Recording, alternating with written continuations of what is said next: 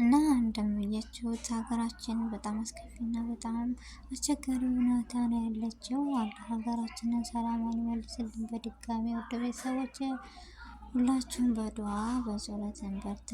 በጣም ከባድ ነው በአሁን ሰዓት ላይ ሀሳብ ጭንቀት ነው የበጠበጠን ሁላችንንም እና ሀገራችንን ሰላሟን ይመልስልን። ከልባችን ከአንጀታችን ዱዓ እናድርግ።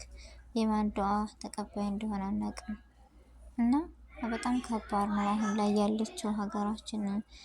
ሀሳባችንን ጭንቀታችንን አላህ ያቅልልን። የሀገር ሀሳብ የሀገር ጭንቀት በጣም ከባድ ነው እና የሀገራችንን ሰላም የሀገራችንን አንድነት የድሮውን ኢትዮጵያ ይመልስልን ነው የምለው። ውድ ቤተሰቦች ይሄ ነው ብዬ የምናገረው። አሁን እንደምታዩት ሀገራችን ሁሉም በሀሳብ ሁሉም በጭንቀት ሁሉም ትክክል ላይ ነው እና አላህ ያን ነገር ይመልስልን ነው የምለው ውድ ቤተሰቦች።